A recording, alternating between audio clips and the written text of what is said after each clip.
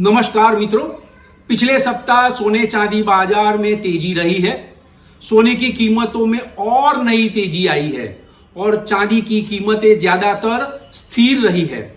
अंतरराष्ट्रीय बाजार की बात करें तो अंतरराष्ट्रीय बाजार में गोल्ड का दाम $3450 का अति महत्वपूर्ण लेवल को क्रॉस कर गया है और सिल्वर $36 के आसपास स्थिर रही है, यानी स्टेबल रही है।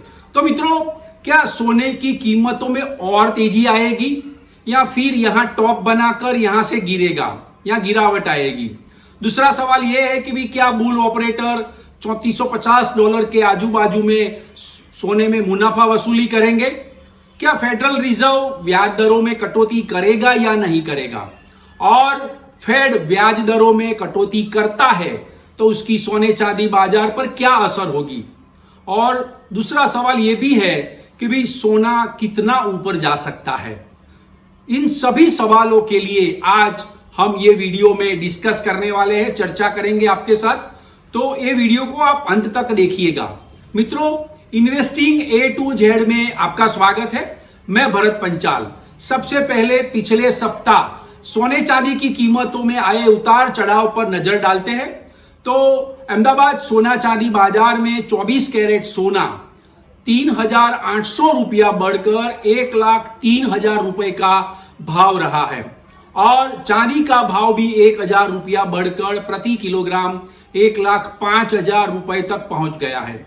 अंतरराष्ट्रीय बाजार की बात करें तो अंतरराष्ट्रीय बाजार में गोल्ड का अगस्त फ्यूचर पिछले सप्ताह $3,313 का निचला स्तर बनाने के बाद वहां से नई खरीदारी की वजह से बढ़कर $3,468 का हाई बनाया और उसके बाद थोड़ा गिरकर सप्ताह के अंत में $3,452 का क्लोजिंग आया है।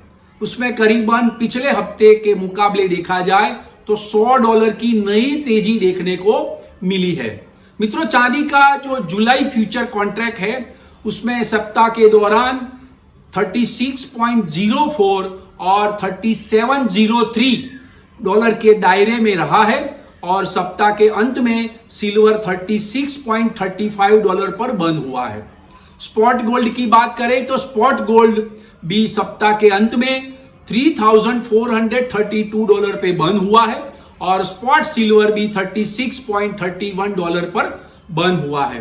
तो मित्रों, पिछले हफ्ते हमने डिस्कस किया था वीडियो में कि अमेरिका के रोजगार के आंकड़े उत्साहजनक आए हैं, अनुमान के मुताबिक आए हैं। इसलिए उसके बाद जो चर्चा चली थी कि अमेरिकी अर्थव्यवस्था में मंदी है, लेकिन आर्थिक आंकड़े में ऐसा कुछ नहीं है। ये वीडियो में हमने डिस्कस भी किया था, जिसके कारण सोने में बिकवाली भी आई, सोने की कीमत में गिरावट भी देखी गई।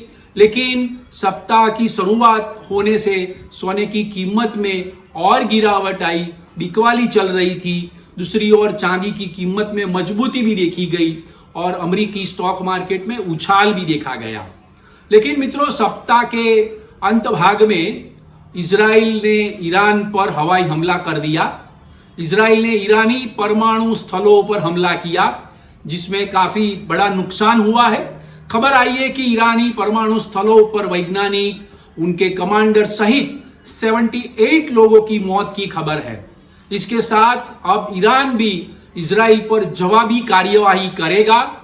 इस खबर के आने से तेल बाजार में आग लग गई। कच्चे तेल में काफी उछाल देखा गया। अंतरराष्ट्रीय बाजार में कच्चे तेल की कीमत एक दिन में ही 8% बढ़कर $77 हो गई और ब्रेंट क्रूड भी 8% बढ़कर $78 तक पहुंच गया।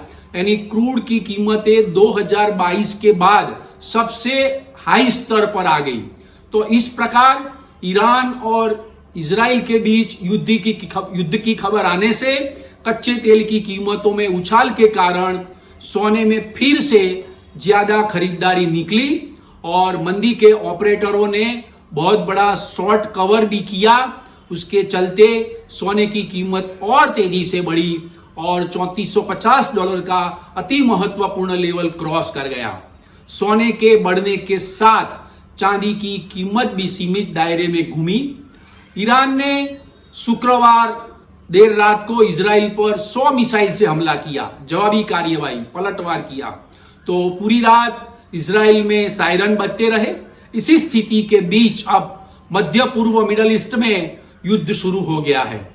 इसके कारण शुक्रवार देर रात को अमेरिकी स्टॉक मार्केट का जो डाउ जोन्स है उसमें 769 अंकों की गिरावट देखी गई और नेस्डेक में भी 255 पॉइंट की बड़ी गिरावट देखी गई। अब ऐसे मुश्किल समय में यानी युद्ध के समय में कच्चे तेल की कीमत बढ़ती है तो उसके बचाव में सोने में एकमात्र विकल्प बचा है इन्वेस्टमेंट के लिए। तो इसीलिए सोने में, गोल्ड में भारी डिमांड निकली और सोने के दाम बढ़े।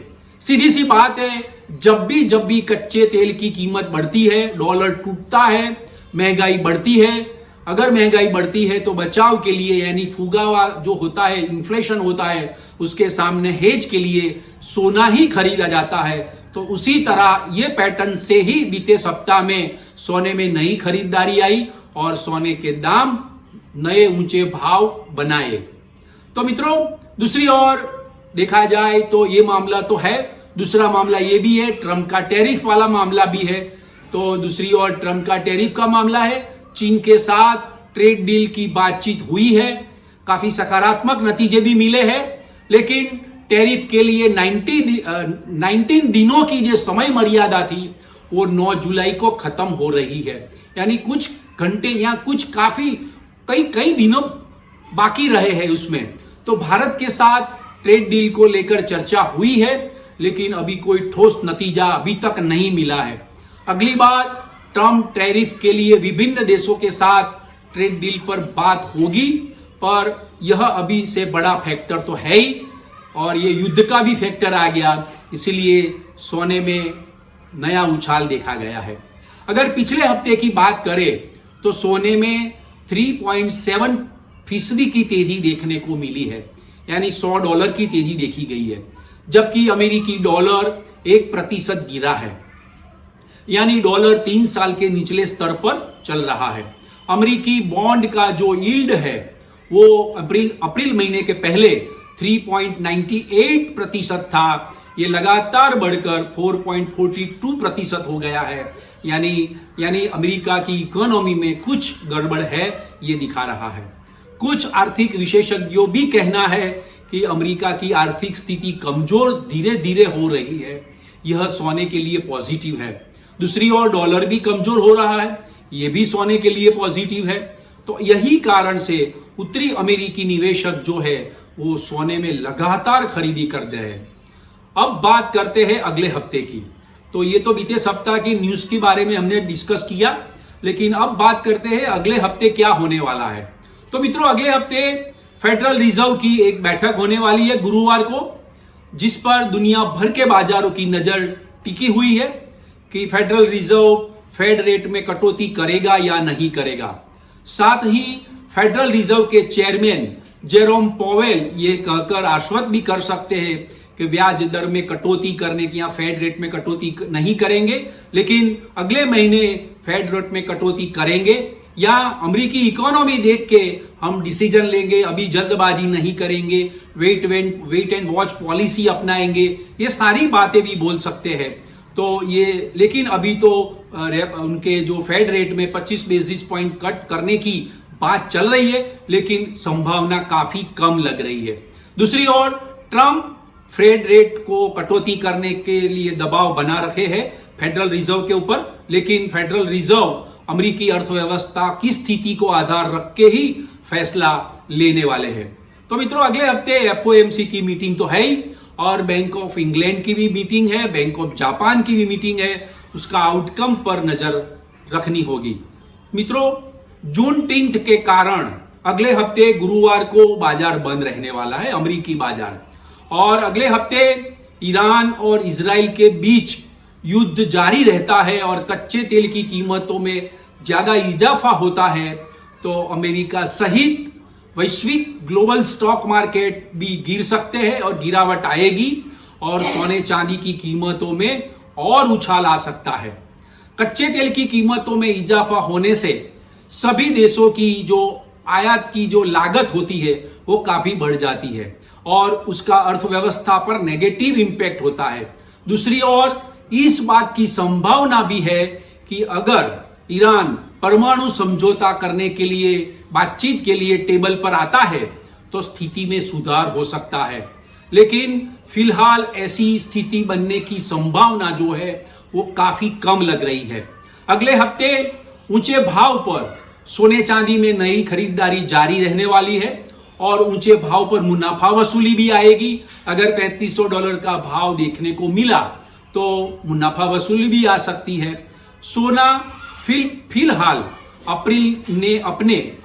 सोना ने फिलहाल अप्रैल में अपने ऑल टाइम हाई जो भाव है उनका जो दाम है $3509 का high all time high level है, इसीलिए जो उससे नीचे चल रहा है अभी पे मैं ये बात करने जा रहा हूं कि जो ऑल टाइम हाई भाव था $3509 का उससे तो काफी नीचे चल रहा है, इसलिए शायद सोना अगले सप्ताह में $3509 के हाई को भी छू सकता है या डबल टॉप फॉर्मेशन भी बना सकता है। ये भी शक्यता मुझे दिखाई दे रही है। दूसरी ओर टेक्निकली देखा जाए मित्रों तो सोने में $3300 का एक स्ट्रॉन्ग सपोर्ट लेवल बन चुका है।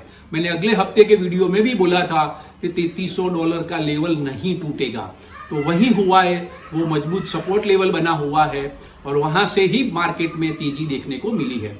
दूसरी ओर देखा जाए तो शॉर्ट टर्म के लिए $3405 का एक बहुत बड़ा सपोर्ट लेवल रहेगा। आप $3405 का स्टॉप लॉस रख के गोल्ड अभी खरीद सकते हैं।